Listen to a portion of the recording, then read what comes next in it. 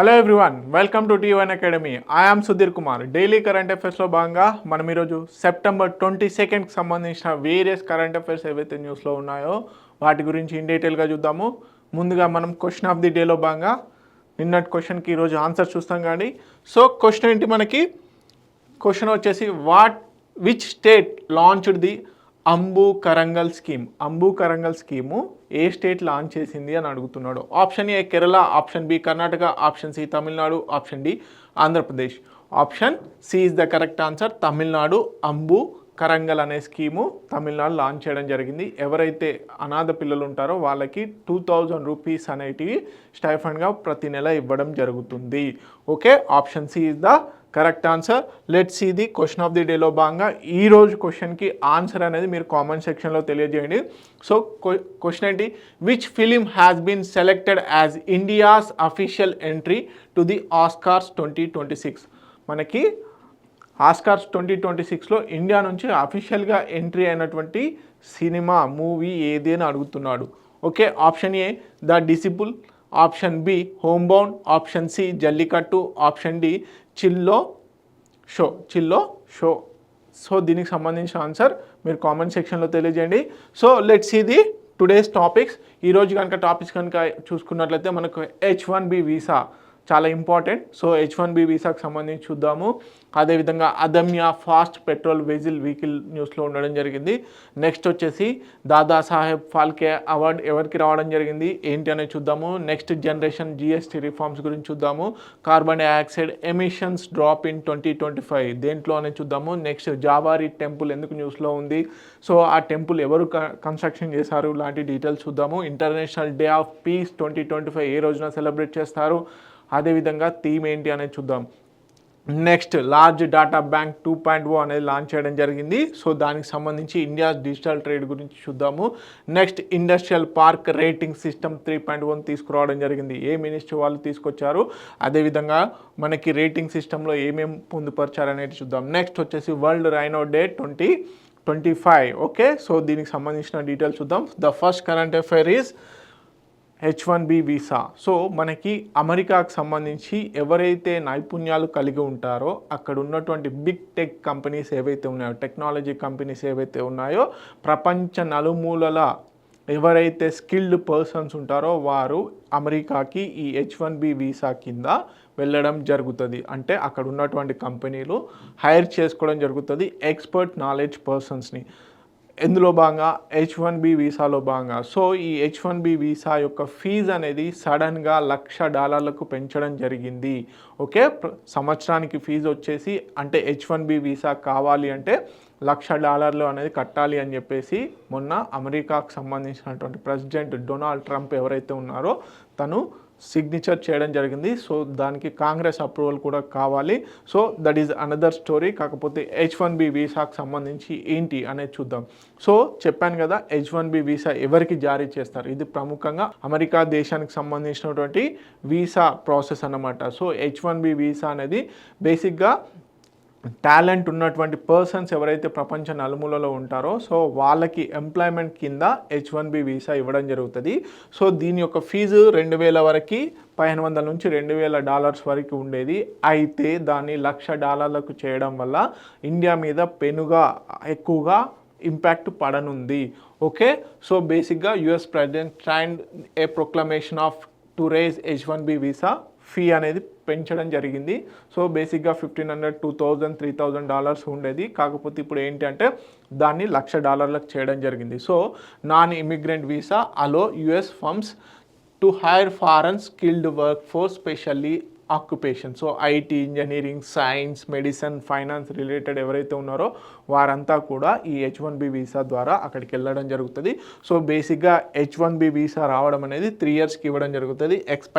Extendable up to 6 years వరకు. Okay, 3 years first visa ఉంటుంది, తర్వాత 6 ఇయర్స్ వరకు ఎక్స్టెండ్ చేసుకోవచ్చు. Okay, workers need new petition to switch jobs. Okay, అదేవిధంగా ప్రతి సంవత్సరం కూడా 85,000 వీసాస్ పర్ ఇయర్ ఇవ్వడం జరుగుతుంది. ఎన్ని వేల వీసాస్ H1B వీసా కింద 85,000 వీసాస్ ఇవ్వడం జరుగుతుంది. అయితే దీంట్లో 20,000 వీసాలు US మాస్టర్స్ హోల్డర్స్కి మాత్రమే రిజర్వ్ చేయడం జరుగుతుంది.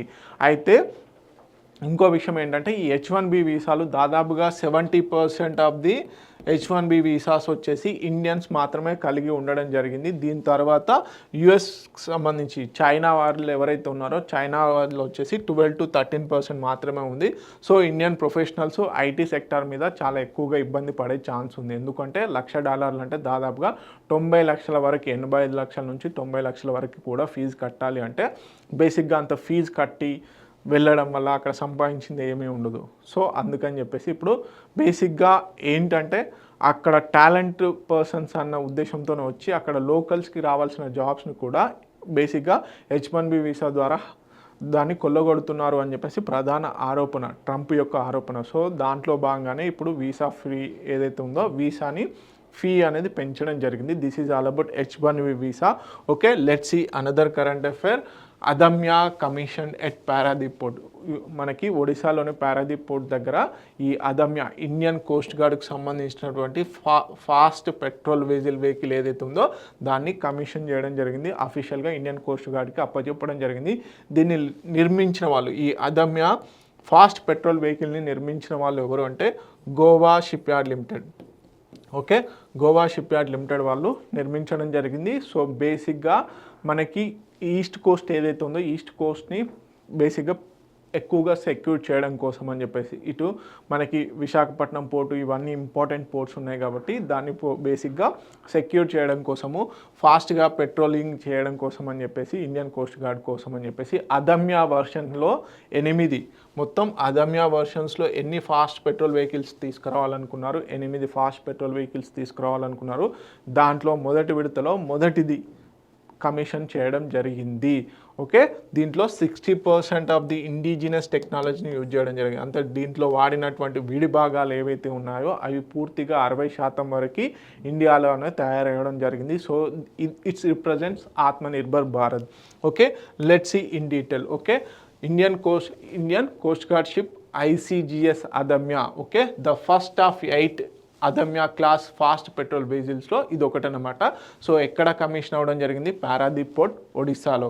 Okay, Goa shipyard limited వాళ్ళు నిర్మించడం జరిగింది. 60+ ఇండిజినస్ కంటెంట్ ఉండడం జరిగింది, రిఫ్లెక్టింగ్ ఆత్మనిర్భర్ భారత్. సో మనకి పారాదీప్ పోర్ట్ ఎక్కడ? ఒడిశాలో ఉండడం జరిగింది. ఓకే, దీన్ని బీజు పట్నాయక్ ఇప్పుడు 1962లో స్థాపించడం జరిగింది, PM నెహ్రూ గారి ఆధ్వర్యంలో. Okay, so Mahanadi bay of Bengal ఎక్కడైతే కలుస్తుందో మనకి మహానది రివర్ ఉంది కదా, సో ఆ Mahanadi river bay of Bengal అంటే బంగాళాఖాతంలో ఎక్కడైతే కలుస్తుందో అక్కడ ఈ పారాదీప్ పోర్ట్ని నిర్మించడం జరిగింది. Only major port of Odisha, 210 nautical miles of south of Kolkata, 260 nautical miles of north of విశాఖపట్నంకి నార్త్ సైడ్ ఉండడం జరుగుతుంది. అదేవిధంగా కోల్కతాకి సౌత్ సైడ్ ఉండి స్ట్రాటజిక్గా ఉండడం జరుగుతుంది. Declared 8th major port in India in 1966. Okay, first major east coast port commission post independence. Okay, this is all about Adamya fast patrol vehicle and also Paradip port. Okay, let's see another current affair. Mohan Lal గారికి Dada Saheb Phalke award రావడం జరిగింది. మనకి Indian film ఫెస్టివల్లో భాగంగా Dada Saheb Phalke award 2023 గాను 2023 గాను Malayalam actor అయినటువంటి మోహన్ లాల్ గారికి ఇవ్వడం జరిగింది. Okay, on the occasion of Indian film festival. Okay, so Malayalam super star Mohan Lal to receive Dada Saheb Phalke award 2023, India's highest cinema honour. Okay, 71st national film awards 23rd September 2025 రోజున అనౌన్స్ చేయడం జరిగింది. ఓకే, 71st నేషనల్ ఫిలిం అవార్డ్స్లో భాగంగా. Okay, so వీరి మోహన్ లాల్ గారు cinema చరిత్రలో మొట్టమొదటిగా అరంగేట్రం చేసినటువంటి సినిమా ఏదంటే తిరనోట్టం 1978లో. ఓకే, సో వీరి కెరీర్ వచ్చేసి 40 years పైన ఉంది. 400 సినిమాలకు పైగా నటించడం జరిగింది. మేజర్గా మలయాళం, తమిళ్, హిందీ, తెలుగు లాంటి చిత్రాల్లో నటించడం జరిగింది. ఎక్కువగా దృశ్యం మూవీ ఉంది కదా, ఆ దృశ్యం మూవీకి, అదేవిధంగా లూసిఫర్ మూవీకి ఏదైతే చాలా పేరు రావడం జరిగింది. సో వీరికి 2001లో పద్మశ్రీ, అదేవిధంగా 2019లో పద్మభూషణ్ కూడా రావడం జరిగింది. ఓకే, పద్మశ్రీ 2001లో, అదేవిధంగా పద్మభూషణ్ 2019లో. మొత్తం 5 నేషనల్ ఫిలిం అవార్డ్స్ రావడం జరిగింది. గుర్తుపెట్టుకోండి, 5 నేషనల్ ఫిలిం అవార్డ్స్ రావడం అంటే not an easy. So best actor films, special jury awards, అదేవిధంగా ప్రొడ్యూసర్గా. సో ఈ విధంగా వీరికి 5 నేషనల్ ఫిలిం అవార్డ్స్ అనేటివి రావడం జరిగింది. ఇన్స్టిట్యూటెడ్ బేసిక్గా మనకి దాదాసాహెబ్ ఫాల్కే అవార్డు వచ్చేసి 1969 నుంచి ఇవ్వడం జరుగుతుంది. ఓకే, ఫాదర్ ఆఫ్ ఇండియా సినిమాగా దాదాసాహెబ్ గారిని పేర్కొనడం జరుగుతుంది. దాదాసాహెబ్ ఫాల్కే గారిని ఫాదర్ ఆఫ్ ఇండియన్ సినిమాగా పేర్కొంటారు. వీరి పేరు మీదుగా 1969 నుంచి అవార్డు అనేది ఇవ్వడం జరుగుతుంది. బేసిక్గా దీంట్లో స్వర్ణ కమల్ మెడలేషన్ అనేది ఉంటుంది. 10 lakhs వరకు క్యాష్ ప్రైజ్ ఇవ్వడం జరుగుతుంది. సో ఫస్ట్ రెసిపెంట్ మనకి దాదాసాహెబ్ ఫాల్కే అవార్డు ఈ ఇయర్ అనే కాకుండా ఫస్ట్ రెసిపెంట్ ఎవరు అనేది కూడా గుర్తుపెట్టుకోవాలి, దేవికా రాణి. ఓకే, మిథున్ చక్రవర్తికి 2022లో ఇవ్వడం జరిగింది. అదేవిధంగా వహీదా రెహమాన్ 2021, అదేవిధంగా ఆశా పరేఖ్ గారికి 2020లో ఇవ్వడం జరిగింది. 2023కు గాను ఇప్పుడు మోహన్ లాల్ గారికి ఇవ్వడం జరిగింది on the occasion of 71st film ఫెస్టివల్లో భాగంగా, నేషనల్ ఫిలిం అవార్డ్స్లో భాగంగా. ఓకే, నెక్స్ట్ కరెంట్ అఫైర్ వచ్చేసి next generation GST reform. So మనకి ఆల్రెడీ ప్రీవియస్ కరెంట్ అఫైర్స్లో కవర్ చేయడం జరిగింది.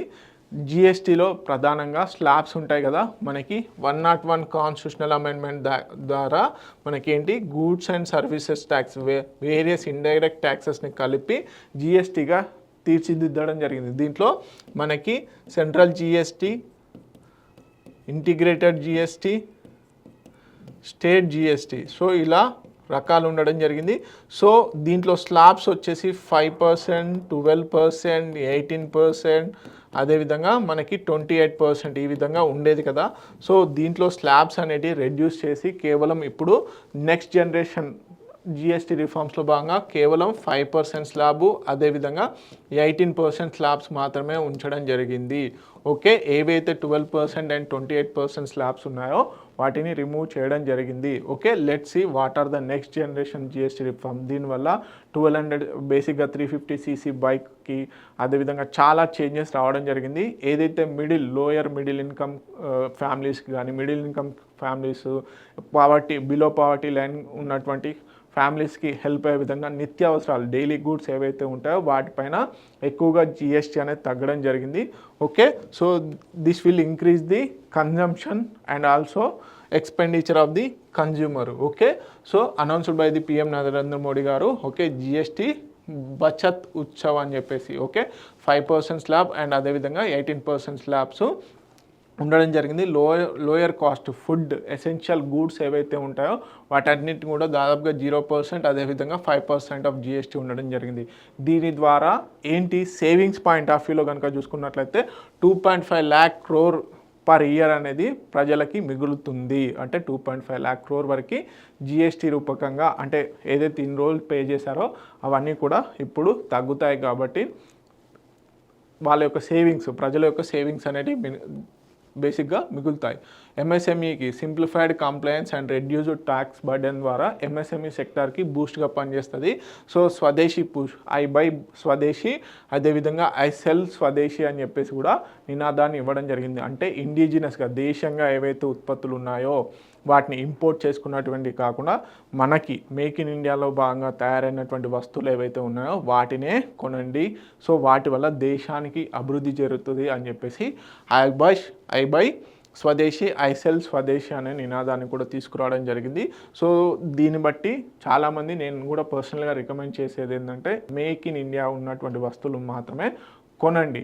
ఎందుకంటే ఇప్పుడు బేసిక్గా మన దేశానికి సంబంధించినటువంటి కన్జంప్షన్ని మన దేశంలో తయారైనటువంటి వస్తువులతో చేయడం వల్ల మన దేశానికి అభివృద్ధి పథంలో బేసిక్గా వెళ్ళడం జరుగుతుంది. Okay, so GST 1 nation 1 tax అనే నినాదంతో తీసుకురావడం జరిగింది. దీంట్లో ఏవైతే ఆక్టరీ, వ్యాట్, సర్వీస్ ట్యాక్స్ ఇలాంటి ఇండైరెక్ట్ ట్యాక్సెస్ ఏవైతే ఉన్నాయో వాటన్నిటిని కలిపి ఒకే గూటికి తీసుకురావడం జరిగింది. సో బేసిక్గా next stage of simplification align with the growth and self reliance మీద ఉండనుంది. Okay, this is all about next generation GST reforms. Okay, let's see another current affair. India records first half year carbon dioxide emission drop in 2025. మనకి non ఫోజిల్ fuels ఏవైతే ఉన్నాయో ఫోజిల్ fuels ద్వారా బేసిక్గా produce చేయడం వల్ల, అంటే ఎనర్జీ ప్రొడక్షన్ కానీ అదేవిధంగా కన్జంప్షన్ వల్ల ఎక్కువగా కార్బన్ డైఆక్సైడ్ వెలువడుతుంది. So first time in the history 2025 first half year అనేది కార్బన్ డైఆక్సైడ్ ఎమిషన్ అనేది తగ్గించడం జరిగింది. సో ఎంతవరకు తగ్గించాయి ఏంటి అనేది చూద్దాము. Okay, first ever non crisis fall in electricity sector carbon dioxide emissions అనేవి తగ్గాయి. Okay, 1% decline Jan to June 2025 versus 2024 గతంతో పోల్చుకున్నప్పుడు ఇప్పుడు తగ్గింది. Power sector approximately 40% of India's green house gas ఎమిషన్స్కి బాగా ఎక్కువ అనమాట. So green house gas emissions ఏవైతే చేస్తారో దాంట్లో పవర్ సెక్టారే అత్యధికంగా చేస్తుంది, అలాంటిది కూడా ఇప్పుడు తగ్గించింది అని చెప్తున్నారు. సో క్లీన్ ఎనర్జీ గ్రోత్ అనేది ఎక్కువగా పెరిగింది. 25.1 GW clean capacity added 70% year on year. Okay, solar, wind, hydro, nuclear expansion అనేది జరుగుతుంది. So fossil fuel generation fell 29 tons watts. Okay, so renewable push వచ్చేసి 252 GW అనేది ఇప్పటివరకు బేసిక్గా రినోవబుల్ ఎనర్జీ ద్వారా ప్రొడ్యూస్ చేయడం జరుగుతుంది. టార్గెట్ వచ్చేసి 500 GW బై ది 2030 2030 కల్లా మనము ఎంత 500 GW చేయాలి. నెక్స్ట్ పైప్ లైన్ వచ్చేసి 230 GW, టోటల్ మే హిట్ 482 GW ప్రీ 2030 కల్లా. ఓకే, ఎమిషన్స్ ఎంత H1. ఓకే, హాఫ్ వన్లో వచ్చేసి 1% డ్రాప్ అవ్వడం జరిగింది carbon dioxide emission. Clean energy added 25.1 GW అనేది క్లీన్ ఎనర్జీ యాడ్ అయింది. అదేవిధంగా నాన్ ఫోజిల్ ఫ్యూయల్ కెపాసిటీ వచ్చేసి 252 GW, అంటే ఏదైతే రినోవబుల్ ఎనర్జీ ద్వారా వచ్చిందో అది 252 GW. టార్గెట్ వచ్చేసి మనకి 2030 కల్లా 500 GW చేయాలనుకున్నాం. సో ఫస్ట్ హాఫ్ ఇయర్లో గతంతో పోల్చుకున్నప్పుడు 2024తో పోల్చుకున్నప్పుడు కార్బన్ డైఆక్సైడ్ ఎమిషన్స్ అనేవి పవర్ సెక్టార్లో తగ్గాయి. ఎంత అంటే 1%. Okay, let's see another current affair, Javari temple. So రీసెంట్గా బేసిక్గా ఈ జవారీ టెంపుల్కి సంబంధించి రెనోవేషన్స్లో భాగంగా chief justice of India justice BR Gavai garu ఈ జవారీ టెంపుల్ గురించి డిస్కస్ చేయడం జరిగింది, అక్కడ ఉన్నటువంటి జగన్నాథ్ స్టాచ్యూ గురించి. సో దానికి సంబంధించి కూడా చూద్దాము. సో బేసిక్గా మనకి అడుగుతారు art and culture point of వ్యూలో. Okay, 7 feet headless Vishnu idol at Javari temple Khajuraho. ఇక్కడ ఖజరాహోలో highlighted by the chief justice of India during the restoration plea hearing. బేసిక్గా ఆ విష్ణు ఐడల్ ఏదైతే ఉందో దాన్ని రీస్టోర్ చేయాలన్న సందర్భంలో జస్టిస్ బిఆర్ గవాయ్ గారు, చీఫ్ జస్టిస్ ఆఫ్ ఇండియాగా ఉన్నటువంటి బిఆర్ గవాయ్ గారు కామెంట్స్ చేయడం జరిగింది. సో అంటే దాన్ని ఇంపార్టెన్స్ చెప్పడం జరిగింది. సో దాంట్లో బాగా న్యూస్లో ఉంది కాబట్టి ఇప్పుడు ఈ ఖజురాహో టెంపుల్ స్ట్రక్చర్ ఎవరు బిల్డ్ చేశారు, యునెస్కో హెరిటేజ్ సైట్గా ఏ సంవత్సరంలో డిక్లేర్ చేయడం జరిగింది అని చెప్పేసి మనం కాంపిటేటివ్ ఎగ్జామ్ పాయింట్ ఆఫ్ వ్యూలో చూడాలి. Okay, Khajuraho group of members UNESCO world heritage sites ఎక్కడ ఉండడం జరిగింది, మధ్యప్రదేశ్లో ఉండడం జరిగింది. ఓకే, దీన్ని ఎప్పుడు చెండాల డైనెస్టీ అని చెప్పేసి 1075 నుంచి 1100 AD మధ్యలో నిర్మించడం జరిగింది. So dedicated to lord Vishnu. A type of temple architecture use చేశారు, మనకి ద్రవిడ, అదేవిధంగా నగర, వసరా స్టైల్ అని చెప్పేసి కూడా ఉంటుంది. సో బేసిక్గా నగరా స్టైల్ మనందరికీ తెలుసు, మేజర్లీ నార్త్ ఇండియన్ సైడ్ అంటే ఉత్తర భారతదేశం సైడ్ ఏదైతే ఉందో అదంతా నగరా స్టైల్ ఆఫ్ టెంపుల్ ఆర్కిటెక్చర్ ఉంటుంది. సౌత్ సైడ్ వచ్చేసి మనకి బేసిక్గా ద్రవిడ స్టైల్ ఆఫ్ టెంపుల్ ఆర్కిటెక్చర్ ఉంటుంది. మనకి ఈ కొంకన్ కోస్ట్, అదేవిధంగా తెలంగాణ, ఆంధ్రప్రదేశ్, అదేవిధంగా కర్ణాటక, నార్త్ కర్ణాటక, ఉత్తర కర్ణాటక, దక్షిణ మహారాష్ట్రలో కనుక చూసుకున్నట్లయితే మనకి ఇంకొక టెంపుల్ ఆర్కిటెక్చర్ వస్తుంది. అదేంటి, వసరా స్టైల్ ఆఫ్ టెంపుల్ ఆర్కిటెక్చర్. అది ఇట్స్ ఏ మింగిల్, అంటే రెండు కలయికలు, ద్రావిడ అదేవిధంగా నగర స్టైల్ టెంపుల్ ఆర్కిటెక్చర్ కలిసి సమ్మిళితమైనటువంటి టెంపుల్ ఆర్కిటెక్చర్ అది మనం చూస్తూ ఉంటాం. ఓకే, కీ ఫీచర్స్ ఏంటి ప్రధానంగా ఈ ఖజురాహోకి సంబంధించి అంటే built on plinth sanctum, okay, vestibule, mandapa, portico అనేటివి ఉంటాయి. Okay, Makar తోరణ and beautifully carved శిఖర అనేది కూడా ఉంది. 4 armed Vishnu, broken and headless ఏదైతే ఉందో బేసిక్గా దాన్ని రెనోవేట్ చేయాలంటున్నారు. Okay, Hindu gods, navagrahas, men and women ఇవన్నీ కూడా బేసిక్గా టెంపుల్ ఆర్కిటెక్చర్లో ప్లాన్ అన్నమాట. Okay, erotic art symbolism in Khajuraho. So బేసిక్గా ఖజురాహో టెంపుల్స్లో ఆర్కిటెక్చర్ బీభత్సమైన ఆర్కిటెక్చర్ ఉంటుంది. ప్రతి ఏదైతే ప్రిసిషన్తో కూడుకున్నటువంటి ఆర్కిటెక్చర్ ఉంటుంది. ఓకే, భంగిమల పాయింట్ ఆఫ్ వ్యూలో కూడా. సో అందుకని ఇంపార్టెంట్ అనమాట. Represents the artistic excellence in Chandela ఎరా, హెరిటేజ్ రిస్టోరేషన్ అండ్ ప్రిజర్వేషన్కి బేసిక్గా ఇప్పుడు ఎక్కువగా ప్రిఫరెన్స్ ఇవ్వడం జరుగుతుంది, ఎందుకంటే యునెస్కో వరల్డ్ హెరిటేజ్ సైట్ కాబట్టి. Okay, let's see another current affair, international day of peace 2025. Okay, so together for harmony అనే దాంతో బేసిక్గా ఇంటర్నేషనల్ డే ఆఫ్ పీస్ 2025ని సెలబ్రేట్ చేయడం జరుగుతుంది. ఎప్పుడు 21 సెప్టెంబర్ 2025 రోజున, 2025 సెప్టెంబర్ 21. ప్రతి సంవత్సరం కూడా 2011 నుంచి అఫీషియల్గా 2011 నుంచి అఫీషియల్గా మనకి ఇంటర్నేషనల్ పీస్ డేని సెలబ్రేట్ చేయడం జరుగుతుంది. బేసిక్గా యునైటెడ్ నేషన్స్ జనరల్ అసెంబ్లీ దీనికి సంబంధించి 1981లోనే ఎస్టాబ్లిష్ చేశారు, కానీ అఫీషియల్గా సెలబ్రేషన్స్ వచ్చేసి September 21, 2011, September 21, 2011 onwards it's celebrating international peace day.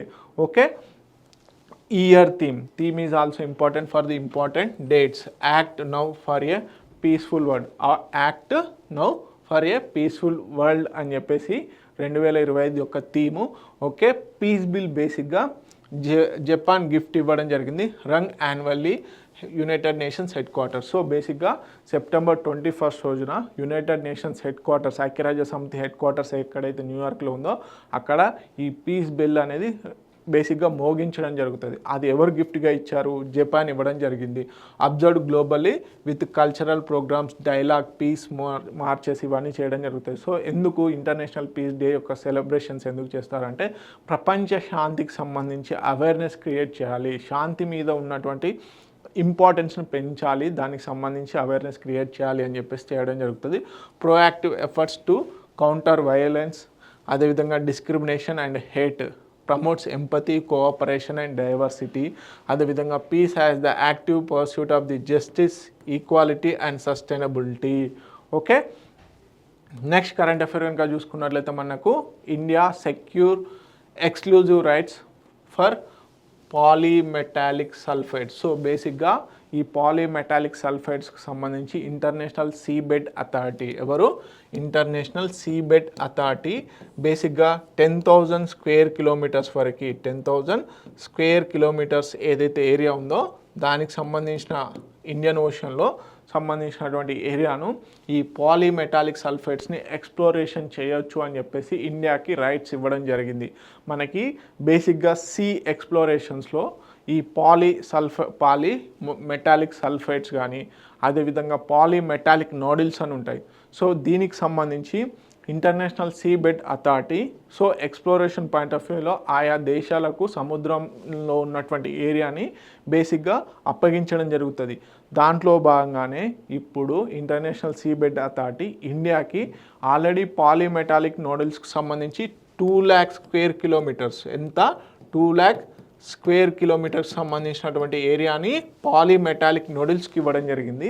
ఇప్పుడు 10,000 స్క్వేర్ కిలోమీటర్స్కి సంబంధించినటువంటి ఏరియాని పాలీమెటాలిక్ సల్ఫైడ్స్ ఎక్స్ప్లోరేషన్కి ఇవ్వడం జరిగింది, పర్మిషన్ అనేది ఇవ్వడం జరిగింది. సో దీని ద్వారా ఏంటంటే దీంట్లో ఉన్నటువంటి జింక్, మెగ్నీషియం, సల్ఫర్ రిలేటెడ్ మినరల్స్కి సంబంధించినటువంటి ఏదైతే ఈ పాలీమెటాలిక్ సల్ఫైడ్స్ ఉన్నాయో వాటి వల్ల ఇండియాకి మేజర్గా అడ్వాంటేజ్ ఉందన్నమాట, ఇంటర్నేషనల్ అటెన్షన్ అనేది. సో దానికి సంబంధించి కూడా చూద్దాము. ఎక్కడ మనకి కార్స్బెర్గ్ రిడ్జ్, ఇండియన్ ఓషన్లో ఉన్నటువంటి కార్స్బెర్గ్ రిడ్జ్ దగ్గర 10,000 స్క్వేర్ కిలోమీటర్లు అనేది ఇండియాకి ఎక్స్ప్లోరేషన్కి పర్మిషన్ ఇవ్వడం జరిగింది. సో బేసిక్గా సముద్ర అడుగు భాగాన ఉన్నటువంటి ఎక్స్క్లూజివ్ ఎకనామిక్ జోన్స్ కాకుండా ఇంటర్నేషనల్ బార్డర్స్ ఉంటాయి కదా, ఆ ఇంటర్నేషనల్ బార్డర్స్లో ఉన్నటువంటి ఓషన్స్లో ఎక్స్ప్లోరేషన్ చేయాలి అంటే మనకి ఇంటర్నేషనల్ సీబెడ్ అథారిటీ మాత్రమే ఇవ్వడం జరుగుతుంది. So international seabed authority headquarters ఎక్కడ ఉంది? మనకి జమైకాలో ఉండడం జరిగింది.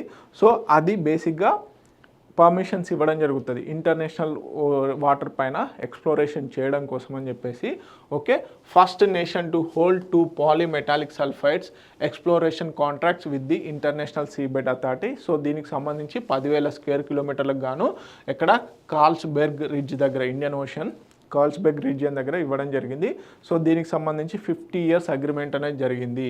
Okay, supports deep in ocean mission, అదేవిధంగా బ్లూ ఎకానమీకి ఎంతగానో ఉపయోగపడుతుంది. సిగ్నిఫికెన్స్ ఏంటి, మ్యారిటైమ్ లీడర్షిప్, డీప్ ఓషన్ మిషన్కి, అదేవిధంగా గ్లోబల్ ఫస్ట్ అనే పాయింట్ ఆఫ్ వ్యూలో ఇండియాకి బెనిఫిట్ ఉంది. సో సెంట్రల్ ఇండియన్ రిడ్జ్, అదేవిధంగా సౌత్ వెస్ట్ ఇండియన్ రిడ్జ్, అదేవిధంగా కార్ల్స్బర్గ్ రిడ్జ్లో మనకి ఈ ఎక్స్ప్లోరేషన్స్ చేసుకోవచ్చు. సో పాలీమెటాలిక్ సల్ఫైడ్స్ ఇందాక చెప్పాను కదా, హైడ్రోథర్మల్ యాక్టివిటీ ద్వారా ఓషన్ అడుగు భాగాన, మహాసముద్రాల అడుగు భాగాన ఇవి ఫామ్ అవ్వడం జరిగింది. ఇవి ఏంటి, పాలీమెటాలిక్ సల్ఫైడ్స్ ప్రధానంగా iron, copper, zinc, silver, gold, platinum లాంటి మినరల్స్ని కలిగి ఉంటాయి. సో ఈ ఎక్స్ప్లోరేషన్ వల్ల మనకి ఏవైతే ఈ ఎసెన్షియల్ మినరల్స్ ఏవైతే ఉన్నాయో వాటికి బేసిక్గా మనం ఇంపోర్ట్స్ పైన డిపెండ్ అవ్వకుండా మనకి ఇండిజినస్గానే ప్రొడ్యూస్ చేసుకోవచ్చు. స్ట్రాటజిక్ అండ్ కమర్షియల్ వాల్యూ కలిగి ఉంటాయి. సో మనకు తెలుసు pioneer investor, okay, 8th international seabed authority annual contractors మీటింగ్స్లో భాగంగా మనకి ఈ బేసిక్గా పాలీమెటాలిక్ సల్ఫైడ్కి సంబంధించిన ఎక్స్ప్లోరేషన్ని పర్మిషన్ ఇవ్వడం జరిగింది. అదేవిధంగా లీడర్షిప్ ఇన్ సీబెడ్ ఎక్స్ప్లోరేషన్కి ఇండియాగా ఎంతగానో ఉపయోగపడుతుంది అన్నమాట. Okay, this is all about polymetallic sulphides. Okay, polymetallic nodules కూడా ఇంపార్టెంట్. ఓకే, సో ఎవరు పర్మిషన్స్ ఇస్తారు ఇంటర్నేషనల్ వాటర్లో ఎక్స్ప్లోరేషన్ చేయడానికంటే? International seabed authority headquarters ఎక్కడ ఉంది, జమైకాలో ఉండడం జరిగింది. ఓకే, నెక్స్ట్ కనుక చూసుకున్నట్లయితే లార్జ్ డాటా బ్యాంక్ 2.0ని లాంచ్ చేయడం జరిగింది.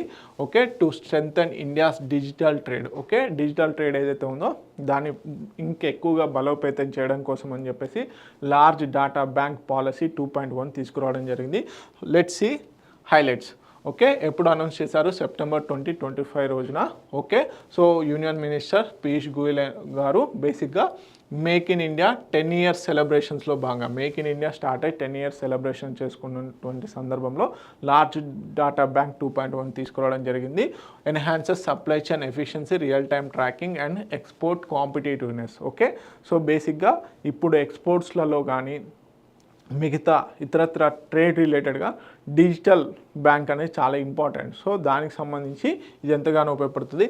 హై సీస్ కంటైనర్ ట్రాకింగ్, అదేవిధంగా multi modal shipment visibility, ULIP API integration, live container heat map ఏదైతే ఉందో, సో దీనికి సంబంధించి ఈ లార్జ్ డాటా బ్యాంక్ ఎంతగానో ఉపయోగపడుతుంది.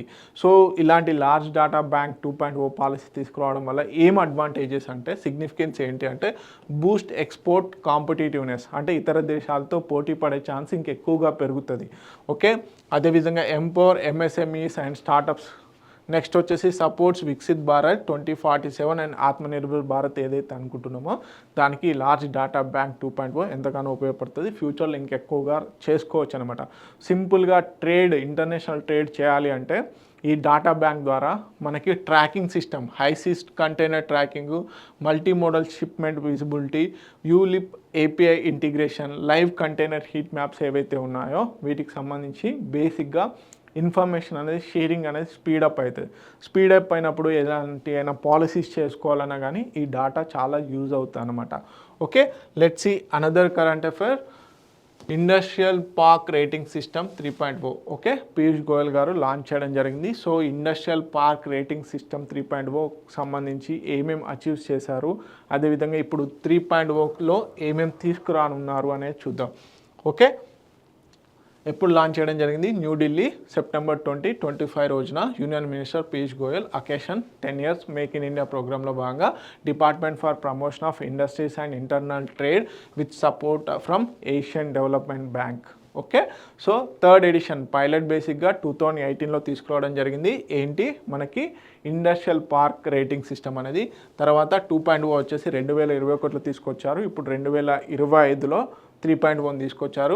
Introduce advanced benchmarks for industrial parks. So బేసిక్గా ఇండస్ట్రియల్ పార్క్స్లో మనకి ఇన్ఫ్రాస్ట్రక్చర్ ఏ విధంగా ఉంటుంది, అదేవిధంగా logistics and connectivity, digitalisation point of వ్యూలో ఏ విధంగా ఉంటుంది అనేది బేసిక్గా బెంచ్ మార్క్స్ని సెట్ చేయడం జరుగుతుంది. సో దీని ద్వారా ఏంటి, ఇండస్ట్రియల్ పార్క్స్ యొక్క పర్ఫార్మెన్స్ అనేది, ఎఫిషియన్సీ ఓరియంటెడ్ అనేది పెరుగుతుంది అన్నమాట. అందుకని చెప్పేసి ఓకే, బెంచ్ మార్కింగ్ కేటగిరీస్ ఏంటి, దీంట్లో ప్రధానంగా aims enhance infrastructure, investor confidence and global కాంపిటేటివ్నెస్ని పెంచడం కోసం అని చెప్పేసి. సో బెంచ్ మార్క్ కేటగిరీస్ ఏంటి? Leaders, world class infrastructure and competitiveness. Challengers వచ్చేసి strong performers with scaling potential. Aspires వచ్చేసి emerging parks with growth potential. అంటే 3 కేటగిరీస్ అనేవి ఇవ్వడం జరిగింది, లీడర్స్, ఛాలెంజర్స్, ఆస్పైర్స్. సో దీంట్లో కేటగిరీస్లో బాగా బేసిక్గా విభజించడం జరిగిందనమాట. అదేవిధంగా key features of the industrial park rating 3.0లో ఏంటి కీ ఫీచర్స్ ఏంటంటే సస్టైనబిలిటీ అండ్ గ్రీన్ ఇన్ఫ్రాస్ట్రక్చర్, అంటే ఎకో ఫ్రెండ్లీ ఓరియంటల్లో ప్రాక్టీసెస్ ఏం చేస్తున్నారు ఆయా ఇండస్ట్రియల్ పార్క్లో అని చెప్పేసి. అదేవిధంగా logistics and connectivity, efficient supply chains ఉన్నాయా లేదా అని. Next digitalisation, skill language, skill linkages, tenant feedback, real time assessment from operating industries ఓరియంటల్లో దీన్ని తీసుకురావడం జరిగింది. Okay, this is all about industrial park rating 3.0. ఇంతకుముందు ఆల్రెడీ ఎప్పుడెప్పుడు లాంచ్ చేశారు పైలట్ బేసిస్గా, అదేవిధంగా 2.1 ఎప్పుడు లాంచ్ చేశారు అనేది ఇంపార్టెంట్. స్పెసిఫిక్గా ఎందుకు అంటే అడ్వాన్స్డ్ బెంచ్ మార్క్స్ గ్లోబల్ స్టాండర్డ్లో కాంపిటేటివ్నెస్ని పెంచాలి అని చెప్పేసి. ఓకే, ఎఫిషియన్సీ అండ్ ఇన్ఫ్రాస్ట్రక్చర్ని పెంచాలి అన్న ఉద్దేశంతో. అంటే ఇండస్ట్రియల్ పార్క్స్లో బేసిక్గా ఇన్ఫ్రాస్ట్రక్చర్ పెంచడం వల్ల ఏమవుతుంది, మనకి ఇన్వెస్టర్ కాన్ఫిడెన్స్ పెరుగుతుంది, ఇవన్నీ కూడా జరుగుతాయి అన్నమాట. ఓకే, నెక్స్ట్ వచ్చేసి world rhino day 2025. So world rhino డేని ఏ అకేషన్లో తీసుకొచ్చారు ఏంటి? సో మనకు తెలుసు అత్యధికంగా వరల్డ్ 1 హార్న్ రైనోస్ కలిగి ఉన్నటువంటి దేశం ఇండియా. ఎక్కడ? అస్సాంలో ఎక్కువగా ఉంటాయి, కాజిరంగా నేషనల్ పార్క్లో. సో దీనికి సంబంధించిన డీటెయిల్స్ చూద్దాము. 22 సెప్టెంబర్ 2025ని వరల్డ్ రైనో డేగా సెలబ్రేట్ చేస్తారు, ఖచ్చితంగా important. Okay, this initiative first announced 2010 by world wild life fund South Africa. World wild life fund South ఆఫ్రికాలో అనౌన్స్ చేయడం జరిగింది. Okay, since then it has grown into a global movement. Raise awareness rhino poaching and illegal wild life trade పైన బేసిక్గా awareness కోసం అని తీసుకొచ్చారు. International కోఆపరేషన్లో point of వ్యూలో highlight the India success story in Kaziranga national park. Okay, మనకు తెలుసు community involvement, eco tourism ఓరియంటల్లో ఈ 1 హార్న్ రైనోస్ని ఏ విధంగా సంరక్షించాలి అని చెప్పేసి కూడా బేసిక్గా ఇండియా ముందంజలో ఉంది.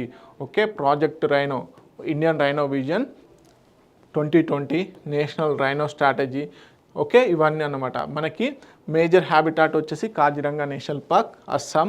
ఇండియా వచ్చేసి ఇండియా అండ్ నేపాల్ కలిపి మొత్తం 4000+ 1 హార్న్ రైనోస్ అనేటివి ఉండడం జరిగింది. సో మనకి జావన్ రైనో అని చెప్పేసి, సుమత్రా జావన్ రైనో అని చెప్పేసి, ఆఫ్రికన్ రైనో అని చెప్పేసి, 1 హార్న్ రైనో అని చెప్పేసి ఉంటాయి. సో దీంట్లో అన్నిటికంటే ఎక్కువగా పెద్దది 1 హార్న్ రైనోసే. అవి ఎక్కువగా ఇండియాలోనే ఉండడం కూడా ఉంది అన్నమాట. Okay, this is all about world rhino day. Okay, ఏ రోజున సెలబ్రేట్ చేస్తారు? 22 సెప్టెంబర్ 2025. కంపల్సరీ అడుగుతారు, ఎందుకంటే చాలా టైమ్స్ అడగడం జరిగింది కూడా. ఓకే, ఇవన్నీ ఇంపార్టెంట్ కరెంట్ అఫైర్స్. మరిన్ని ఇంపార్టెంట్ కరెంట్ అఫైర్స్ కోసం T1 అకాడమీ యూట్యూబ్ ఛానల్ని సబ్స్క్రైబ్ చేసుకోండి. Thank you so much.